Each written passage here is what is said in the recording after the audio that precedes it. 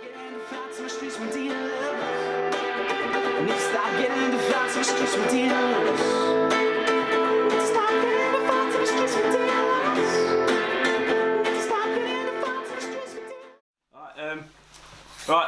guys, welcome to Soca Music News. Today I'm joined by Nathan Wilson, better known as Moyo Mojo. How's it going, mate? You alright? Well, yeah. I'm alright. You alright? Yeah, I'm good, thank you. Cool, Cool. So tell us a bit, how did you first get into music, and what sort of bands or artists made you want to form and on stage and write music?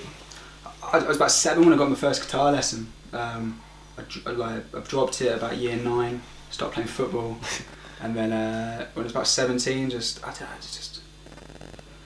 wanted to write some songs now. Just get back to it just get more into it, and then just write a few songs and see what happens. So this project then, Moyo Mojo, how'd that come about then? When did you first start to think, I'm going to start making this bit more of a career pathway sort of thing? So my band split up around September time, and so I thought I'd go solo. So I was going under my name for a bit. That's where you did the thing with Misbehaving. Yeah. It didn't really have a very good ring to it. Nathan Wilson didn't really it's not like Jake Bub or something like that. Do you know what I mean? So I tried to come up with a different name. I was really into this band called I'm going to get the name wrong, but they're called like Kika Guajuan Moyo or something like that, Japanese band, and I thought that was pretty cool. I was chatting to a mate, and I was like, he said something about Mojo, and I thought the words were pretty cool together. So yeah, it came with that. You like naming bits, I thought. Yeah, I thought I'd put those two together. I needed to get, to be honest, like there was like a uni project going on. I needed to release something quick, and I was like, I've been trying to come up with a name for like a month, so I was like, let's go with that.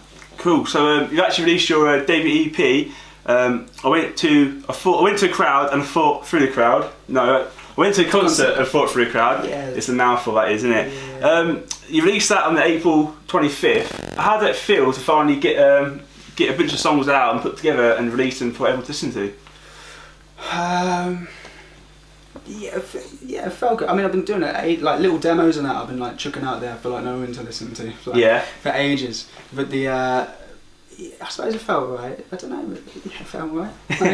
Was you happy for that? Yeah, there was loads I'd love to change about it, because most of it's all just done in my bedroom. Yeah. So it's like, if it was done properly, there's loads of change. But I suppose it was nice. Yeah.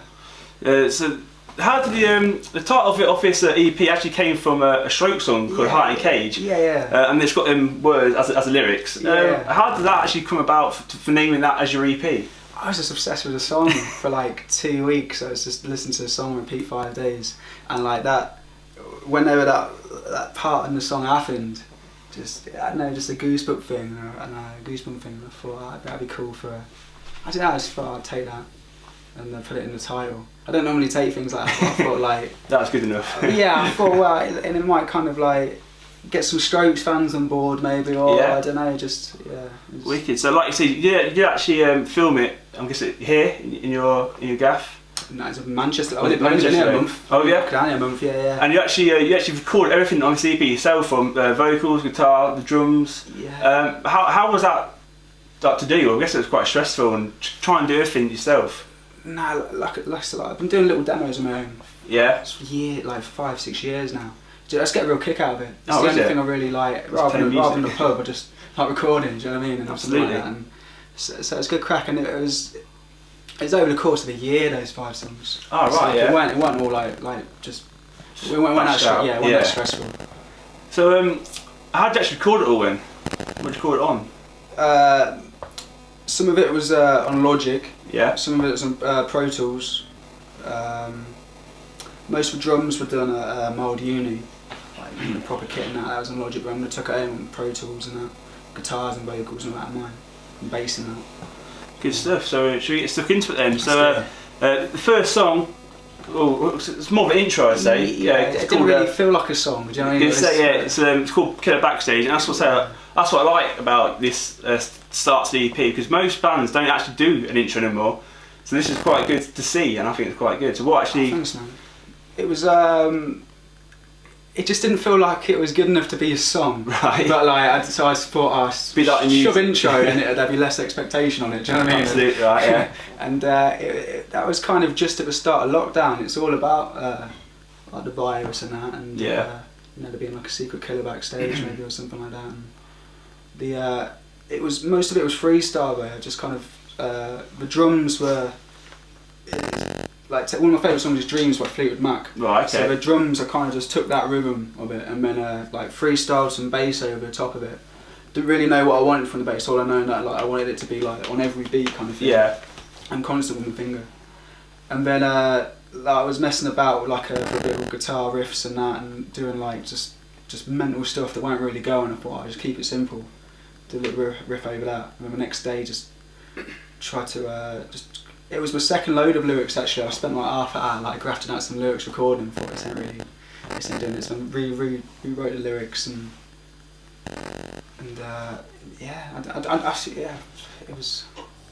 it was all done in like a couple of days. That one. Really, that's right. Yeah. It's got quite a psychedelic sound to it. Was that something you'd always look and try and capture in this song? Yeah, I love that psych sound of everything. Just try and like some weird in the background or something like that. I love the psych stuff. Right, good stuff. The second track is actually called Misbehaving, and you actually recorded this like 8 times. What made you do it 8 times, and what made you not settle on a certain thing and a certain one and a certain thing and a certain other? So I had I've got this thing called Pro Tools First, right? Which is not the light version. It's not like, and you can't save anything. All right. So you spend 8 hours on a track, like recording it and all that, and then if you fucked a bit up or messed a bit up, then like you can't really go and rectify it. Do you know what I mean? You have to start again. Yeah. That's a nightmare. And, it was, but like it kind of each time I recorded it like I learned. Do you know what I mean? Like a new, like a change. The bass wasn't always the same. Yeah. Or it was in a different key to begin with, and there was different like rhythms or something like that. So it probably worked out best. But that wasn't even the take 8. That was like take 4. The one that got released. I didn't want it at all. But then like a few months later, I listened to it. I was like, actually, it's not as bad as what I thought a few months ago. Do you know what I mean? It weren't. I still hear loads of bits in it that I don't like. But they're only demos really. Absolutely, yeah. So this song's actually more of like an indie guitar rock and roll sort of tune, which is great to see, because people say that rock and roll's dead and all that, but this song completely proves they're wrong, and it's still about there. Was that the sort of thing you're trying to capture in this song as well? Get that little vibe out there. I guess so. There's always going to be a guitar involved. Exactly, it's not my main instrument. Like I don't own a synth. Yeah. It'd be cool though. Maybe in the future. Yeah. But I don't know. That one's all about. Did you see that film Once Upon a Time in Hollywood? I don't think I have seen it. It's Quentin Tarantino, and it's all about Charles Manson. Like it's basically about, the song's about someone copying the Manson murders. Right. Okay. Yeah. In Hollywood and stuff like that. So it was a bit weird, but I spent ages just on that. I just had that riff for a couple of months, and then like the chorus just kind of. The chorus is a bit bullshit, really. It's not a strong chorus, but someone told me the other day they liked it. I was like, oh, thanks, man. That's good, yeah. So that's my first song I actually heard of yours. I thought, this is fucking shit hot, and I actually loved it ever since I first heard it. So the third track is a one called Stop Getting Into Fights in the Street. And this was written by a personal experience. What was that experience of yours, and what made you then go and write into a song about it? So I was walking home, it was super late, I was really drunk, and I got in some sort of altercation with this dealer, and it ended pretty sour, and it kind of explains it in the song, but then like around that same time I was listening to a song called Only You with Steve McKnight. It's like this kind of like 80s kind of house song, but it's really fucking cool, and I really wanted to write a song with that kind of synth like bass. I know I don't have a synth, but I went to uni and nicked their synth. Really? I wanted one with a synth bass sound, and I needed some lyrics. So I was like, well, it might be. I don't know. It kind of interesting, I suppose. Potentially getting beaten up by dealers. It's better than like I don't know, like some of my usual stuff of like. I don't know. I thought, but I just thought it'd be a cool thing to write about. Absolutely. So that's one of the things then you said about synth, and it's like an 80s synth bass sound. Yeah. On this EP and in your music, it's very varied, isn't it? Like there's so many sorts of genres and all sorts of. Do you like mixing it up and see where it takes you, sort of thing? Yeah, I'm all getting inspired by like feelings or moments and songs rather than like, I don't know, like that. It's like one day I'll be like, listen to Ramones, be like, oh no, like a really punky song. Yeah, then the next day I'll listen to like Tame Impala and be like, oh, I want to write like a really weird like falsetto song, kind of disco poppy kind of song. So it just goes all a bit everywhere really. So how do you know that you've got the right sounds to the right song then? Trial and error. I don't know. Yeah, just mess about. That's most of it. Most of it is just messing about in my room. Just like I don't plan too much beforehand, unless songs like Hey for like the other song that was written way in advance. But like just messing about. What's your when you come to write a song? What's your like the way of writing it? Is it always like lyrics first or is it music first?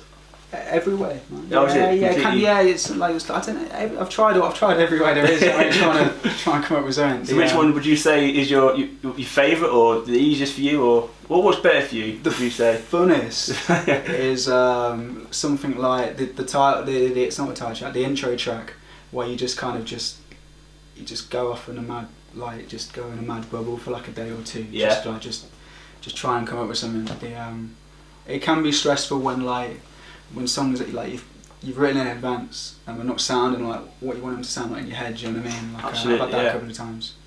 Fantastic. So let's get back to the EP. The fourth song is called Alien, and this was actually it's the original name for the song, was it? What was it called before it got changed to Alien? I Don't Like You Too. Alright. Yeah. It was around Christmas time. Someone really pissed me off, and I was in a pretty upset mood, and then someone sent me an email, and I was pretty pissed off.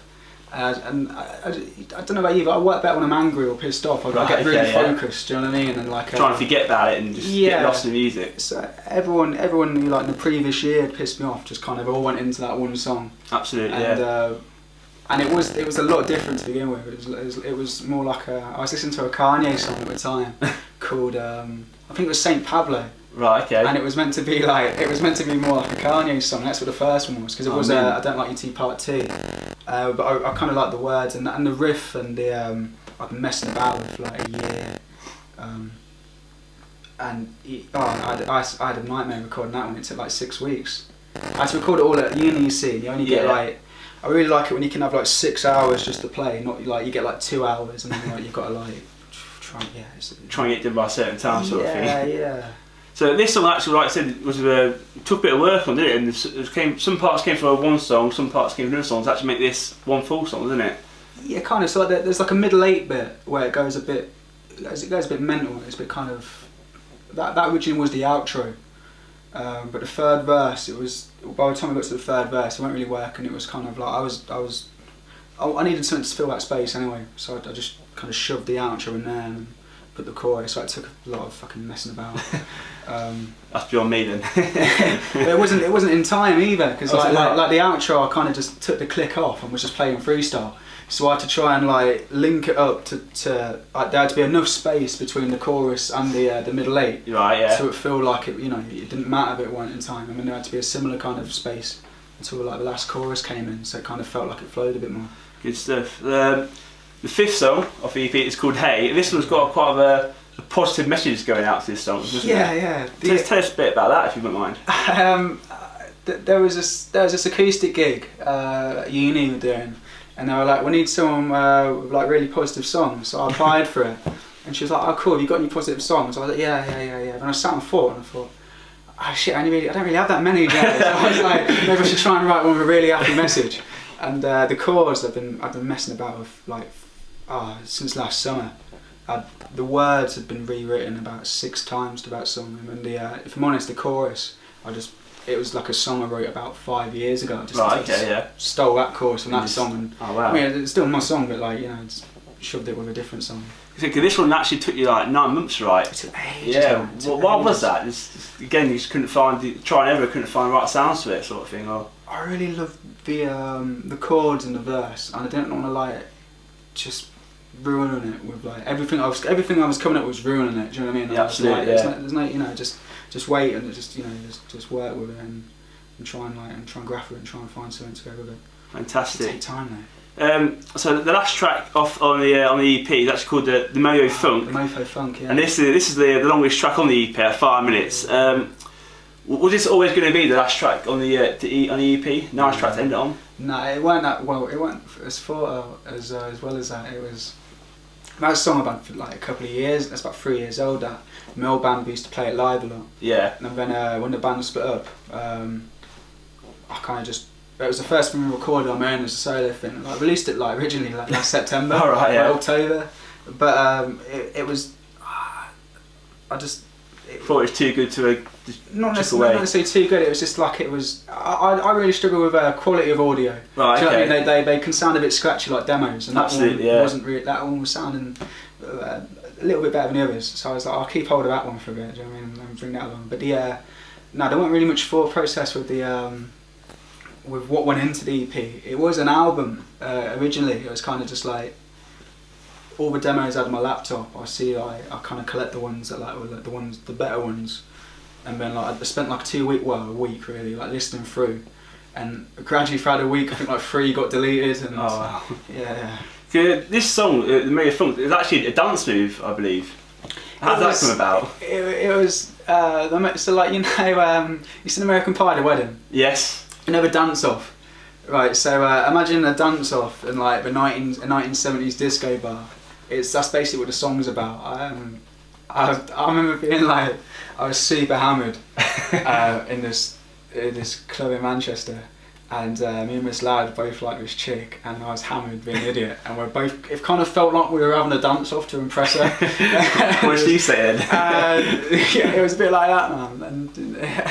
And I don't think either of us won the girl in the end. Oh, I think both our moves were a bit too embarrassing, but it's all about kind of like fighting and dance kind of. Oh, fantastic. So that is actually the end of the EP. When you finished recording the EP or writing the EP, what made you believe it's done? Because I'm pretty sure as an artist, like you said, you can go back to stuff and say, what about this, that, and how do you know when the EP's done? Oh, it's not, if I'm honest. Like, It's still not now. Yeah, I just wasn't able to rectify anything because it was all on Pro Tools first. It was kind of like whatever I've done, I can't return to it and fix it. The only thing I can do is put the song into a new project I've already recorded and add stuff on top of it to cover it up. Oh mate. But it felt like it was. It more didn't feel like it was done. It just felt like it got to a point where like it was like acceptable to be done. Not, do you know what I mean? Yeah. It was like it's listenable. Yeah. And then, like bits wouldn't like even with that what's it called the getting in fights in the streets one. The middle 8 and that is just bonkers. Yeah. I want to change that completely. Like it's just like me making weird noises, and it's really strange. But, fantastic. So where can people go and give it a listen and give it? It's on Spotify now. Yeah. Spotify, Apple Music, whatever your favourite streaming site is. It's all on them. Moyo Mojo, MOYOMOJO. Fantastic. Weird name. So what's your plans then after obviously when gigs come back together? I'm pretty sure you want to go out there and play some shows and. It'd be lovely, man. There's not many places around here, but I've kind of just written off the next 6 months. Yeah. I'm going to try and get a band together of some sort, but it's going to be hard around here. And I don't know, just soldier on with it. See what happens. See what happens on the other side. So that's the end of the interview. So I appreciate you coming on. Thanks for your time. And that. Yeah. So he's been Moyo Mojo. I've been Jordan. Keep Snake Oil, and we're seeing you soon. Cheers.